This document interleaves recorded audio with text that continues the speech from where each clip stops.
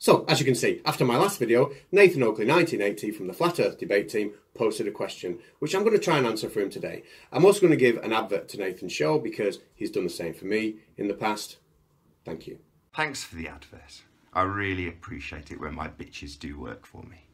Oh, sorry Nathan, I thought we were pretty cool with each other. No, you little bitch. Oh, I think I need to start again. I'm not here to debate you or fall out. All I want to do is just answer that question that you left. That's it. I don't give two shits if you want to debate me. All right, I think I need to do something to sort this out. You know, can we just start again? Or, you know, how can I make this better? If you want this all to go away, you can. You can make it disappear instantly. Just stick your tail between your bitch legs and fuck off. All right, Nathan, this has got to stop. I've got something to say to you. If you've got something to say to me, just come and say it. Like all the other globehead bitches who've had their heads ripped off by me. Yeah? I don't want to say it anymore. Buddy, bitch, you need to understand, you're not holding any cards. I'm holding all the cards. How did you do that? You can click that little button. And subscribe to Conspiracy Cats now. Well, that was how this video was supposed to start when I started making it on Monday. But then this happened. Well, hopefully we'll get Conspiracy Cats joining. Nice chap that he is. I expect this conversation to be extremely civil. And I was. I was very civil. I was very polite. And then, Father of the Year, Nathan Oakley, for some reason decided that it was my turn to be on the end of a firm hand. Watch this. Don't explain it to me. Show it to me. All right, I'll tell you what, Nathan. We'll pick this up another time. No, I'm why? quite happy to chat with you, but I'm not one of your bum boys who's going to be shouted at. We'll pick this up another time, pal. So, what happened was, I started doing some actual science and talking about some actual scientific concepts. Nathan couldn't handle it and decided to start shouting to try and divert away from the fact he had no idea what I was talking about and I was about to prove him wrong. So, that has somewhat changed the course of this video. The editing and the continuity might look a little bit odd, and I might look like I'm wearing lots of different clothes at lots of different times a day. But let's start the video again, now. Welcome to Flat Earth Debate. I'm your host. And I'm thick as pig shit, so why don't you watch Conspiracy Cats instead? And remember to subscribe and hit the bell notification icon to keep up to date with how Conspiracy Cats tears me a new one every single week. So, this week, Nathan Oakley called me a bum boy. Bum boy. And his bitch. Yeah, that's what I make people like you Conspiracy Cats, my bitch. And then he named his show after me. He then even come onto my channel and reminded me again that I was his bum boy. So I gave easy picking, low hanging fruit, Nathan Oakley a choice. Change your tone and the name of that show, or this. Now he decided this. So, Nathan, you are going to change the name of that show, and I've thought of a brilliant name. It could be Nathan Star Performer Conspiracy Cats. Now, I know that's a bit of a mouthful. So how about the acronym of that? NSPCC. Maybe we should look into that. Nathan, can you hear us? Wow. That's odd, he must have turned his microphone off. Now, rather than sinking to the level of Superdad and sticking with personal insults, I think it's important that we look at Nathan Oakley's ability to do and understand science before we teach him some science ourselves. Now, let's remember, and this is really important, this is where the irony lies. Nathan Oakley hosts a show every day called the Flat Earth Debate Show, where he actually uses his understanding of science to debunk the heliocentric model. This is really important. He tries to debunk the heliocentric model. So you would think it reasonable that he should have at least some sort of understanding of the heliocentric model, because otherwise he would look bloody stupid, wouldn't he? Let's test him out. Excuse my ignorance. Is the moon between us and the sun in the heliocentric yes, model? But not. You're so dumb. A new moon, yes. So if I drew a line of sight from my position on a sphere Earth to the sun, the moon would be in between on that line. During an eclipse, directly in line, yes. That's what I'm trying to get clarity on. It. If it's not Yeah, directly so in line, what is it? You are really dumb. For real. only perfectly between us when it's an eclipse. No, sure, but is it between us and the sun? You're so dumb. Just explain to me. I'm ignorant. Literally, I don't know. Well, I'm not going to argue with that, Nathan. You really are ignorant and thick as a brick. Let's carry on. But every month, you'll get a new moon and a full moon. The new moon is when the moon is in between the Earth and the sun, and the full moon is when the moon is, on the other side. Oh, forget the full moon. So, does the moon sit between us and the sun? You are really dumb. For real. For God's sake, man, it's not that hard. You run a debate channel where you try and debunk the heliocentric model. You are clueless. You are genuinely clueless, man. So it is physically between us and the sun, but because of the way it works in terms of how it lights up throughout the month, you're saying we shouldn't see it. You're so dumb. So when we have a transit of, say, Venus, and Venus goes between us and the sun, in the same way the moon is going between us and the sun, we see it between us and the sun. You can see the transit of Venus, yeah. Right, so why don't we see the transit of the moon in the same way? Now, when I decided to show everybody your intellectual understanding of science, this episode jumped to mind because I listened to it live. And this was before we fell out, and I was cringing with embarrassment for you. Really cringing with embarrassment. This is embarrassing. The 11-year-olds I teach can understand this. You don't even have an 11-year-old understanding of the heliocentric model, and you are trying to debunk it. That's either very, very arrogant, or very, very stupid.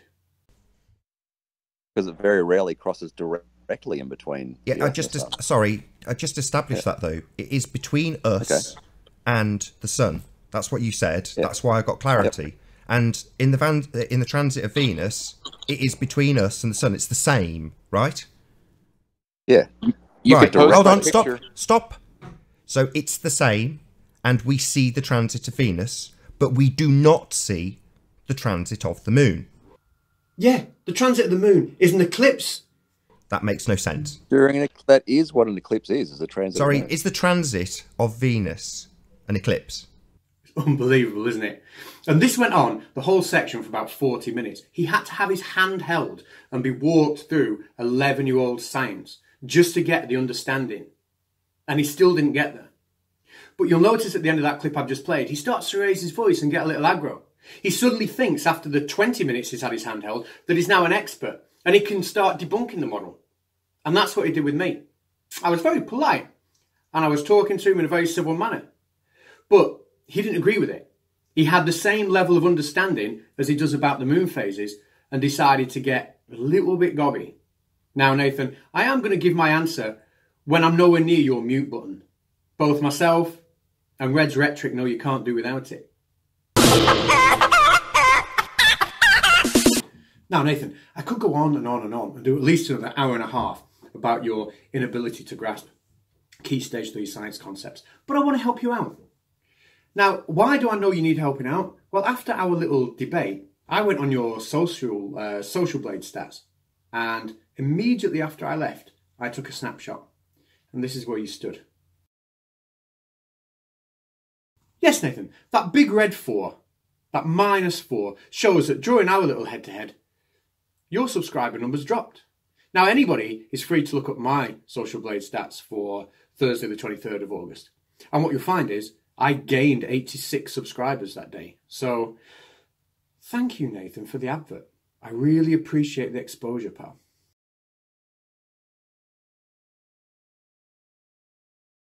You cannot have gas pressure without a container. All right, I'll keep this brief. Let's look at how pressure works. I want you to imagine you stood in a room, you've got a basketball, you throw it at a wall, and it's clear that that wall is going to feel a force when the basketball strikes it. And if the wall is only made of plasterboard, for example, the basketball might go straight through. Now, we get a force, or we can determine that force through the equation force equals change in momentum over time. And when the basketball bounces off the wall, it changes its momentum. Now let's change that analogy and look at a balloon. And the air particles inside the balloon are like the little basketballs, and the inside of the balloon are like the walls. And when the particles of air bounce off the inside of the balloon, then they are creating a force, and if that force is big enough, it will cause the balloon to expand. Or if the net force, the expansion force, if that's bigger than the force pushing the balloon in from the particles striking on the outside, that will be the atmospheric pressure. Then the balloon will expand. Now, what Nathan is saying is you can't have pressure without a container. Now, in a way, and only in a very small way, he could be determined to be right, because without something for the particles to be striking, you're not going to get that change of momentum. But that doesn't mean that there has to be a dome. All that means is I just take the balloon away. Without the balloon, these air particles aren't going to be striking anything. Therefore, there is no pressure. Now, Nathan seems to think that because we say the upper atmosphere has a PSI of whatever, he seems to think, well, how can there be a pressure up there? What are they hitting against? They must be hitting against a dome. No. What they're saying is, if I was to put an object that high up in the atmosphere, and that object was a square inch, then the PSI is the pressure it would feel, if it was there. It's very much like saying, if a tree falls in the woods, does it make a sound if nobody's there to hear it, right? Is there pressure up in the atmosphere unless I put an object there to experience that pressure? That's what I would have got across to you yesterday if you hadn't been such a knob.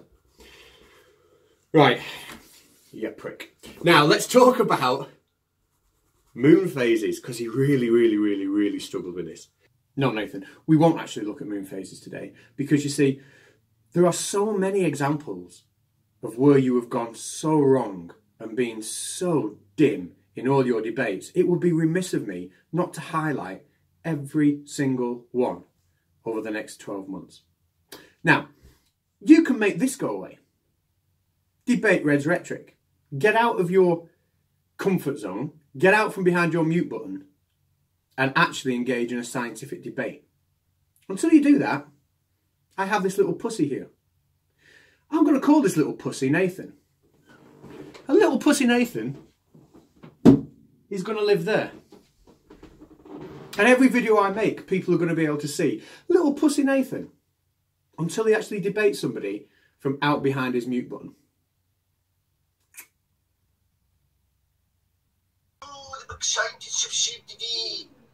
The most obsessed with conspiracy cats YouTuber of the week. Science, you lot have nothing but fairy tales to back your delusions. Natural science is going to give you NASA fanboys nightmares for years to come. Keep digging your grave, you arrogant twat. Your days of mental child abuse are numbered. So, Stuart Mackenzie there from the YouTube. Now, Stuart Mackenzie sent me that because I dared make a video in which I used the Boltzmann equation as a scientific explanation for the distribution of gases in the atmosphere. Now, not being able to understand any of the science I posted in the video, he decided to call me a child abuser. And then when he didn't get the response he wanted, he sent me this. I am waiting. Testicle lover? So we are well used to posters like this now. Stuart Mackenzie, a typical moisture baiter.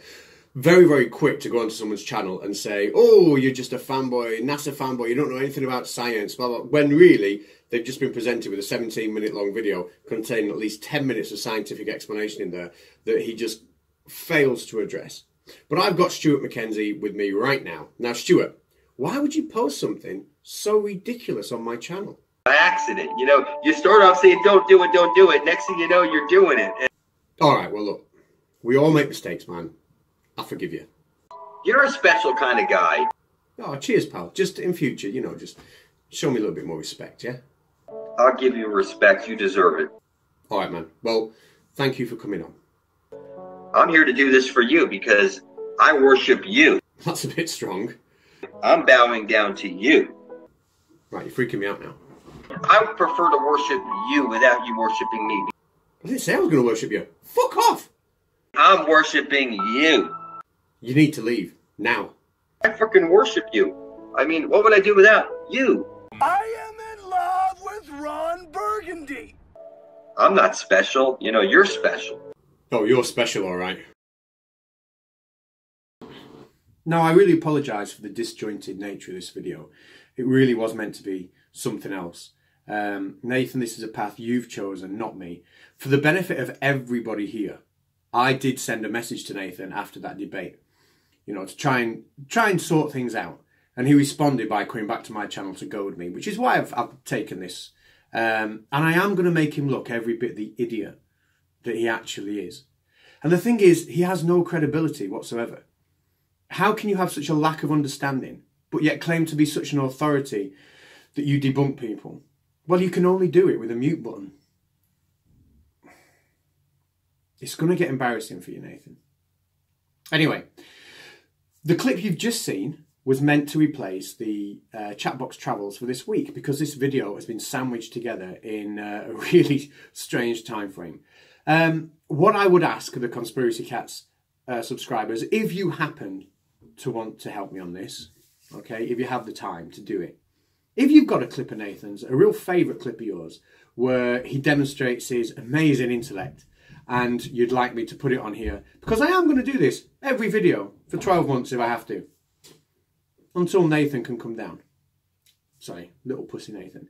If you have that, whack it in my comment section, and that will be a real help to me. And if you haven't, no problem. I'll enjoy listening to his idiocy myself. So Nathan, it's game on. However you respond, just remember, you are nowhere near as good as me at this. See you, Superdad.